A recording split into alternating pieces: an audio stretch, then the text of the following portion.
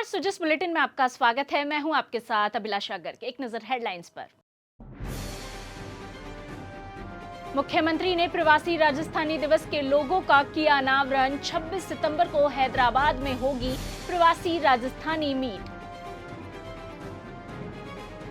राज्य सरकार 22 से 29 सितंबर तक कर रही है जीएसटी बचत उत्सव का आयोजन। आमजन को दी जा रही है जीएसटी स्लैब में सरलीकरण के लाभों की जानकारी।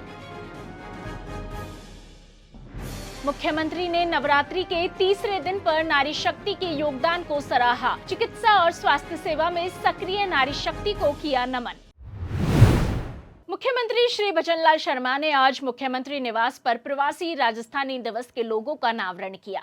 मुख्यमंत्री ने गत वर्ष दिसंबर में rising Rajasthan global investment summit के दौरान हर वर्ष 10 दिसंबर को प्रवासी राजस्थानी दिवस मनाने की घोषणा की थी। इसी क्रम में इस साल प्रथम प्रवासी राजस्थानी दिवस का आयोजन जयपुर में 10 दिसंबर को किया जाएगा। इस दिवस को सफल बनाने की दिशा में 26 सितंबर को हैदराबाद में मुख्यमंत्री की अध्यक्षता में प्रवासी राजस्थानी मीट का आयोजन किया जाएगा।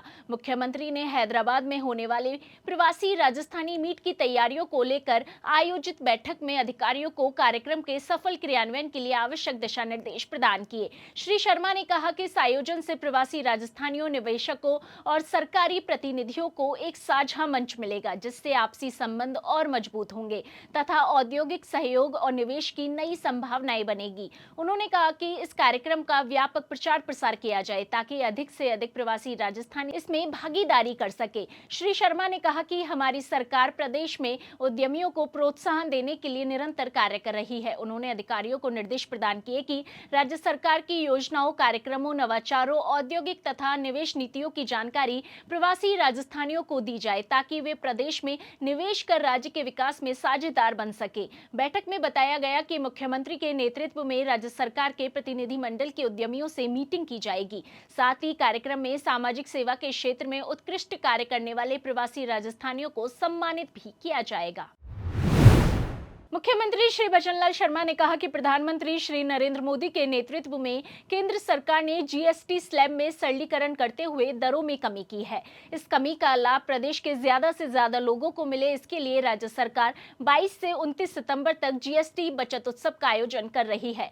उन्होंने व्यापारी और दुकानदारों से उपभोक्ताओं तक जीएसटी दरों में कटौती का पूरा लाभ पहुंचाने की अपील की है। श्री शर्मा ने कहा कि प्रधानमंत्री श्री नरेंद्र मोदी ने स्वतंत्रता दिवस के अवसर पर जीएसटी सरलीकरण की घोषणा की थी, जिसके अनुसार 22 सितंबर से देश में अब जीएसटी की मुख्य रूप से दो दरें 5 और 18% प्रभावी हो गई है। इस निर्णय से दैनिक जरूरत की वस्तुओं की कीमतों में भारी कमी आई है। उन्होंने कहा कि गरीब, किसान, मध्यम वर्ग, व्यापारी और उद्योग जगत सहित सभी वर्ग इस सरलीकरण से लाभान्वित होंगे और उन्हें आर्थिक संबल मिलेगा।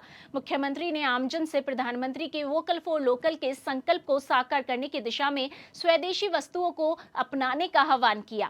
नवरात्रि और त्योहारी सीजन में देश में निर्मित वस्तुओं और उत्पादों की खरीद की जाए, इससे हमारे कारीगरों और उद्यमियों को प्रोत्साहन मिलेगा। मुझे आपसे ये साझा करते हुए बहुत खुशी है कि यशस्वी प्रधानमंत्री श्री नरेंद्र मोदी जी के नेतृत्व में केंद्र सरकार ने देशवासियों को त्यौहार के शुभ अवसर पर जीएसटी दरों में कमी की एक अनूठी सौगात दी है। माननीय प्रधानमंत्री जी ने स्वतंत्रता दिवस पर जीएसटी सुधारों की घोषणा की थी। इसी वादे को पूरा करते हुए 22 सितंबर से देश में अब जीएसटी की मुख्य रूप से दो दरें 5 और 18% प्रभावी हो गई हैं। इसी सरलीकरण का प्रत्यक्ष लाभ गरीब, किसान, मध्यम वर्ग, व्यापारी, उद्योग जगत सहित समाज के सभी वर्गों को मिला है। घी जैसी दैनिक जरूरत की वस्तुएं में करीब 40 रुपये तक की कमी, तो कारों के दामों में 1 लाख रुपए तक की कमी से आम जन को बड़ा लाभ मिला है।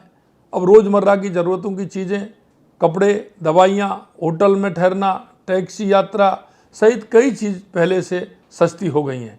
साथियों, इसका फ़ायदा ज़्यादा से ज़्यादा लोगों को मिले, इसके लिए राज्य में 22 से 29 सितंबर तक जीएसटी बचत उत्सव का आयोजन किया जा रहा है।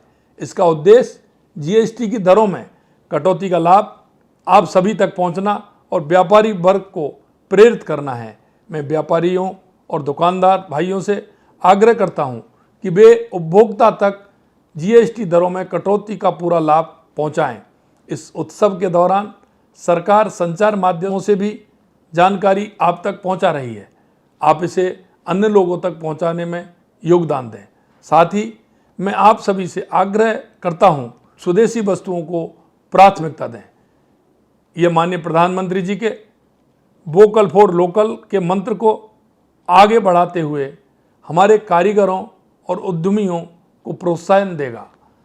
आइए नवरात्रा और आगामी त्योहारों पर हम सब मिलकर जीएसटी बचत उत्सव को सफल बनाएं, स्वदेशी अपनाएं और इस ऐतिहासिक कदम का लाभ प्रदेश के हर नागरिक तक पहुंचाएं। बहुत बहुत धन्यवाद। जय हिंद, जय भारत, जय राजस्थान। मुख्यमंत्री श्री भजनलाल शर्मा ने राष्ट्रपति श्रीमती द्रौपदी मुर्मू द्वारा राजस्थान निवासी डॉक्टर गिरिराज शर्मा को मूर्तिकला तथा डॉक्टर कनुप्रिया को मिक्स्ड मीडिया के क्षेत्र में उनके उल्लेखनीय योगदान के लिए राष्ट्रीय पुरस्कार से सम्मानित किए जाने पर हार्दिक बधाई और शुभकामनाएं दी है। मुख्यमंत्री ने सोशल मीडिया संदेश के माध्यम से कहा कि यह स्वर्णिम उपलब्धि डॉक्टर गिरिराज शर्मा और डॉक्टर कनुप्रिया के अथक परिश्रम, अद्वितीय प्रतिभा और निरंतर साधना का परिणाम है, जो न केवल उनके व्यक्तिगत प्रयासों को दर्शाता है बल्कि पूरे राजस्थान के लिए गर्व का विषय है। मुख्यमंत्री श्री भजनलाल शर्मा ने आज प्रदेशवासियों को शारदीय नवरात्रि के तृतीय दिवस की हार्दिक शुभकामनाएं दी है। मुख्यमंत्री ने कहा कि मां चंद्रघंटा की उपासना को समर्पित इस पावन अवसर पर प्रदेशवासियों के सुख, शांति और समृद्धि की कामना करता हूं। मुख्यमंत्री श्री शर्मा ने शारदीय नवरात्रि के तीसरे दिन को चिकित्सा और स्वास्थ्य सेवा में सक्रिय नारी शक्ति के नाम समर्पित किया है।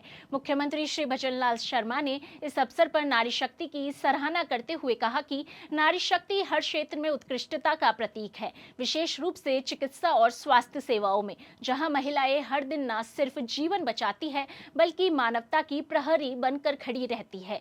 मुख्यमंत्री ने नवरात्रि के इस पावन अवसर पर सभी महिला चिकित्सकों, नर्सों और स्वास्थ्य कर्मियों को बधाई दी और उनके योगदान को सराहा। उन्होंने कहा कि इन महिला स्वास्थ्य कर्मियों के समर्पण और सेवाभाव ने न केवल समाज को स्वस्थ रखा है बल्कि उन्हें प्रेरणा भी दी है कि सेवा का सर्वोत्तम रूप वही है जो दूसरों की भलाई के लिए निरंतर कार्य करता है।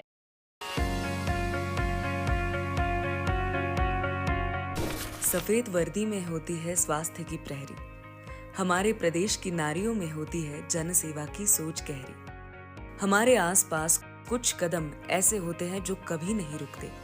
उनमें से है स्वास्थ्य सेवाओं में कार्यरत हमारी महिलाओं के कदम, जिनके हाथों में दवा है, हृदय में करुणा और आंखों में सेवा का संकल्प। गांव की गलियों से लेकर शहर के अस्पतालों तक, मोहल्ले के शिविरों से लेकर आईसीयू तक, ये बहनें राजस्थान की नवदुर्गा है जो दिन रात, धूप छांव, गांव शहर, हर परिस्थिति में स्वास्थ्य सुरक्षा की एक मजबूत उम्मीद बनकर खड़ी है। हमारी बहनों का बहुत बड़ा योगदान हमारे स्वास्थ्य के प्रति, समाज को जागरूक करने के प्रति बहुत बड़ा उनका योगदान है। मैं उनको भी बहुत बहुत धन्यवाद देता हूँ। भारतीय रेलवे ने प्रदेशवासियों को बड़ी सौगात दी है। मुख्यमंत्री श्री भजनलाल शर्मा ने नई वंदे भारत एक्सप्रेस के लिए प्रधानमंत्री श्री नरेंद्र मोदी और रेल मंत्रालय का आभार व्यक्त किया है। उन्होंने कहा कि यह ट्रेन राजस्थान के विकास और कनेक्टिविटी को नई गति देगी। जोधपुर से देश की राजधानी दिल्ली के बीच नई वंदे भारत एक्सप्रेस की शुरुआत की जा रही है। यह अत्याधुनिक ट्रेन यात्रियों को सुगम, सुरक्षित और विश्वस्तरीय यात्रा अनुभव प्रदान करेगी। नई वंदे भारत एक्सप्रेस से राजस्थान और दिल्ली के बीच न केवल यात्रा का समय कम होगा बल्कि यात्रियों को उच्च स्तर की आरामदायक सुविधाएं भी उपलब्ध की जाएगी। आधुनिक डिजाइन, बेहतर सुरक्षा मानक और अत्याधुनिक तकनीक से लैस यह ट्रेन राजस्थान की कनेक्टिविटी को नई ऊंचाई प्रदान करेगी। यह ट्रेन राजस्थान के यात्रियों को तेज, समयबद्ध और आरामदायक रेल सेवा उपलब्ध कराने में मील का पत्थर साबित होगी। इस ट्रेन की शुरुआत से जोधपुर समेत पश्चिमी राजस्थान के लोगों को सीधे राजधानी दिल्ली तक तेज रफ्तार कनेक्टिविटी मिल सकेगी, जिससे क्षेत्र के आर्थिक और सामाजिक विकास को भी गति मिलेगी। जिस बुलेटिन में आज के लिए इतना ही, फिर होगी आपसे मुलाकात। तब तक के लिए नमस्कार।